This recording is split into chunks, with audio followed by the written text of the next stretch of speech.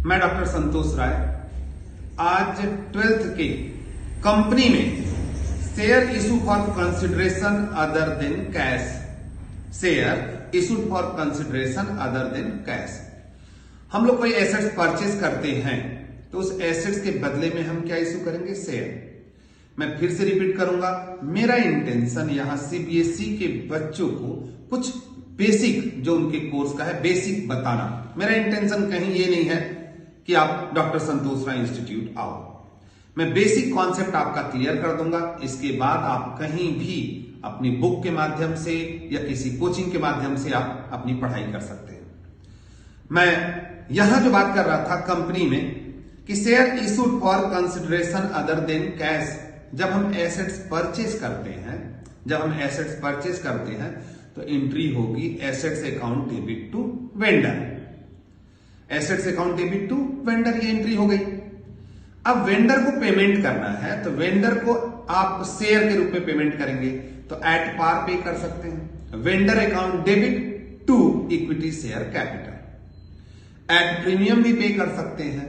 Vendor account debit to equity share capital to security premium. कई बार क्या होता है कि वेंडर बोलता है या वेंडर का कहना होता है कि मुझे कुछ तो कैश दो, कुछ तो पेमेंट करो चेक के माध्यम से। तो ऐसी कंडीशन में कुछ पेमेंट हम उसको वेंडर को कैश में भी कर देते हैं, vendor account debit to bank. और रिमेनिंग जो पेमेंट होता है वो शेयर में कर सकते हैं आप।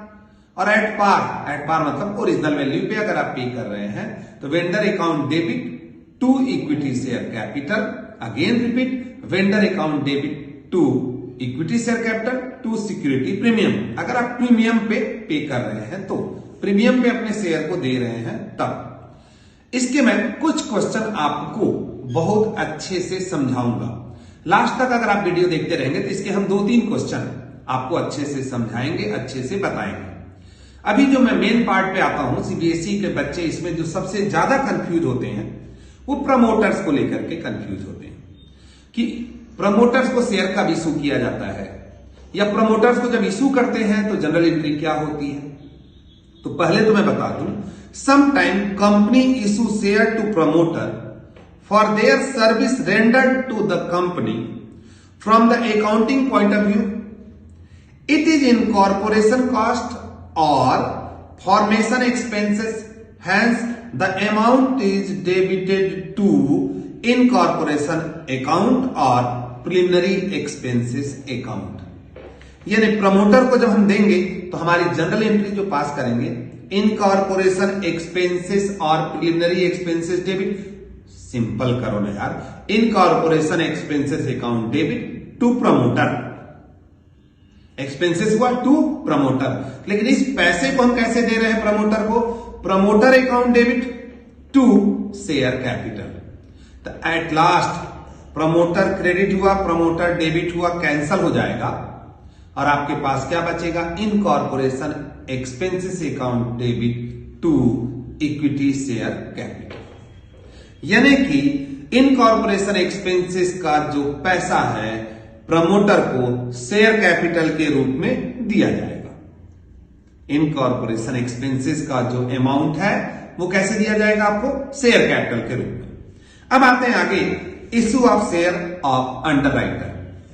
अगेन रिपीट करूंगा मैं कि जनरल एंट्री आप देख भी कर सकते हैं इनकॉर्पोरेशन एक्सपेंसेस की, कि incorporation expenses account debit to promoters और नेक्स्ट एंट्री होगी promoters debit to equity share capital. Same यही entry issue of share of underwriters की केस में होगी। तो underwriting means a contract by which a person known as underwriter agreed usually for commission to take the share not subscribe by public. The company में issue share to the underwriters instead of paying the commission in cash.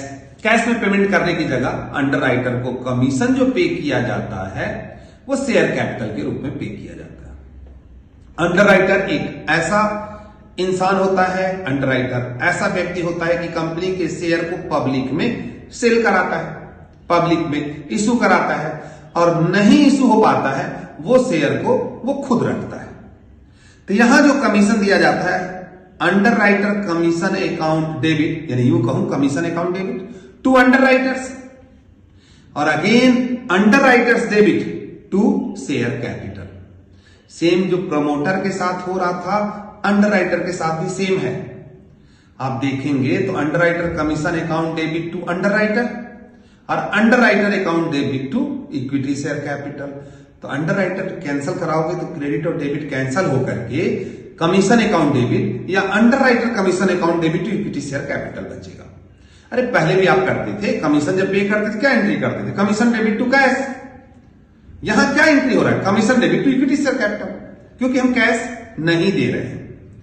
इसके बाद फिर हम आते हैं शुरुआती दौर में, प्रमोटर और अंडर राइटर, इस पार्ट को आप बार बार देख करके रिपीट कर सकते हैं, समझ सकते हैं।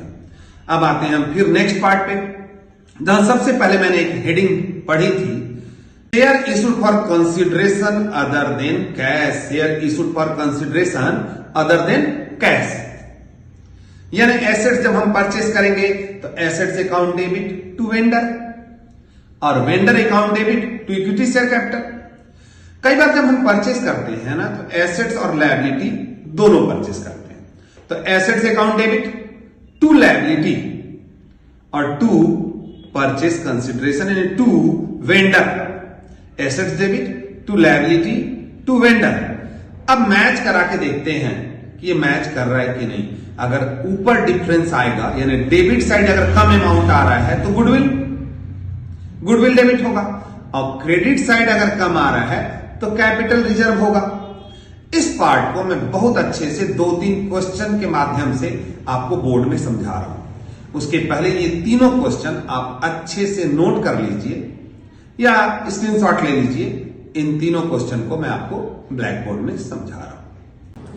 तीनों क्वेश्चन आप लोग स्क्रीनशॉट में ले चुके होंगे या देखे होंगे। पिछले वीडियो में थोड़ा सा कुछ बच्चों का कहना था या कुछ बच्चों ने इस बात का कंप्लेन किया कि व्हाइट बोर्ड पे सर जो लिखते हैं वो चीजें बहुत अच्छे से नहीं दिखती है।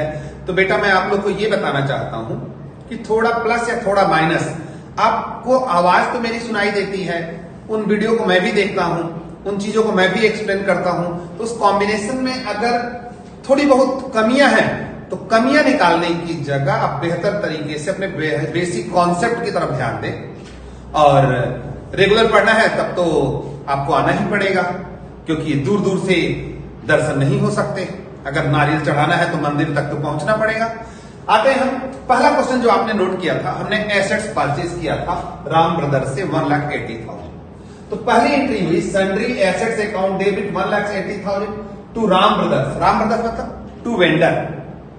Sundry assets account debit to Ram brothers 1,80,000 1,80,000 का हमने एसेट्स परचेज किया था, जो आपने क्वेश्चन में देखा।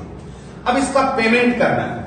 ब्रैकेट में नरेशन में ज्यादा एक्सप्लेन नहीं कर रहा हूं, वो तो इजी है, business purchase from Ram brothers. ये हो गया नरेशन आपका।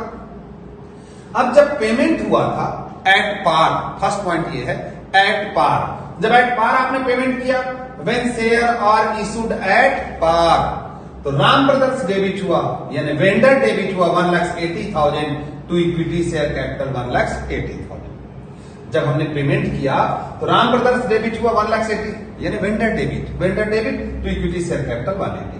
नरेशन वही, issue of 1,18,000 share of 10 each at a Ram brothers.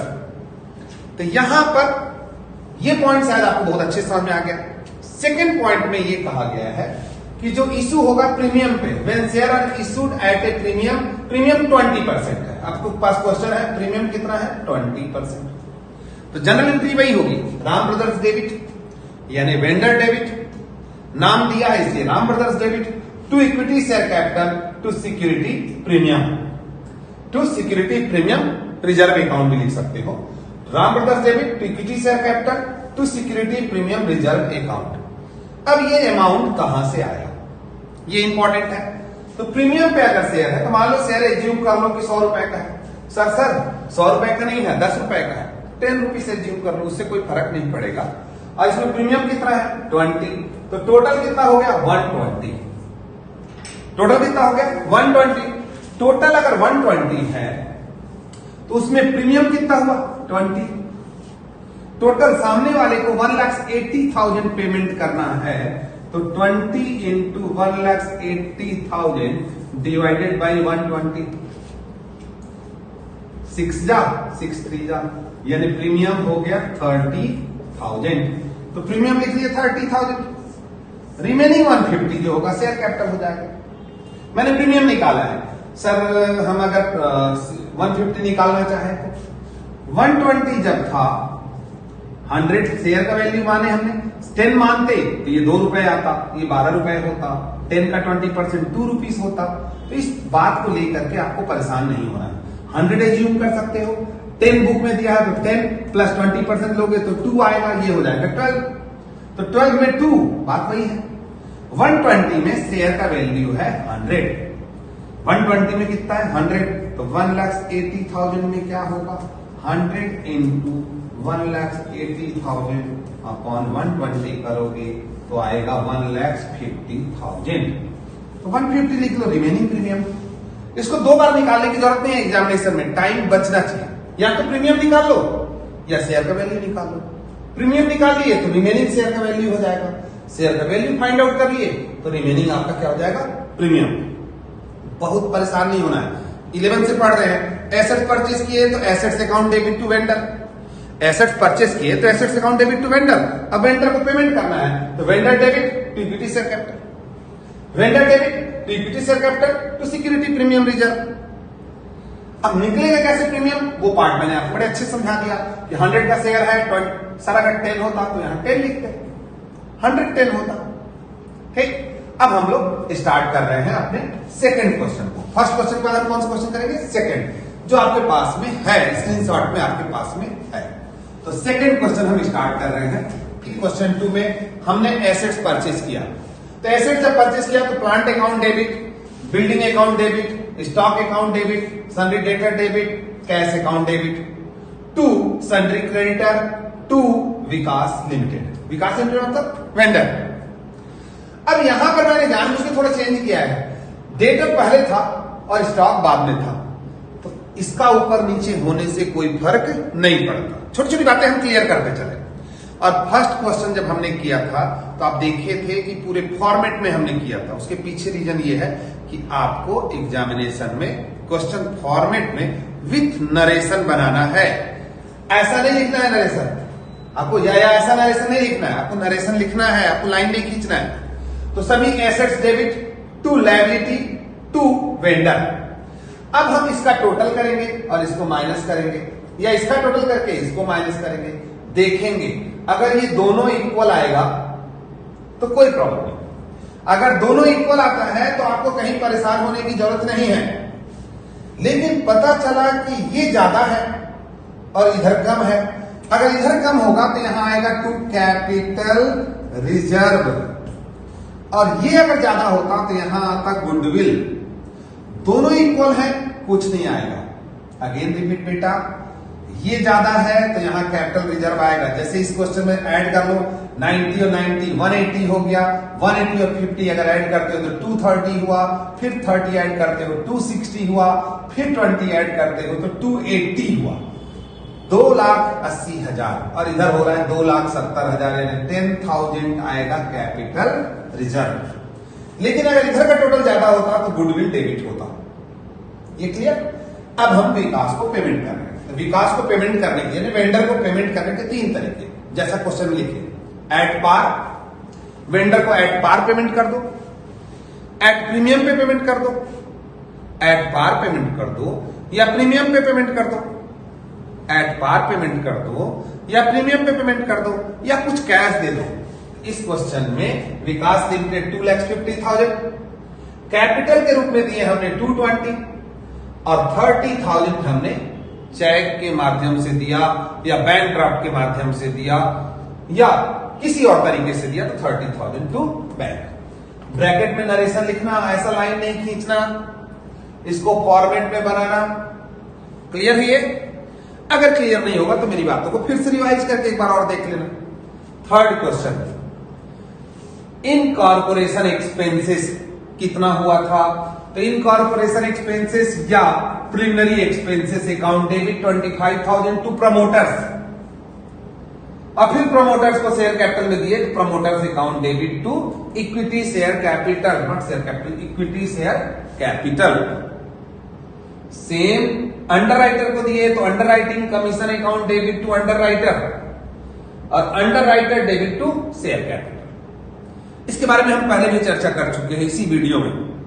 तो आप अगर इस पूरे पार्ट को अच्छे से देखेंगे, मेरी पूरी बातों को अच्छे से समझेंगे, तो बड़ा छोटा सा वीडियो आपके कंपनी के शेयर चैप्टर के इस पार्ट को क्लियर कर देगा, जहां हम वेंडर को पेमेंट कर रहे हैं शेयर कैपिटल के रूप में या अदर देन कैश।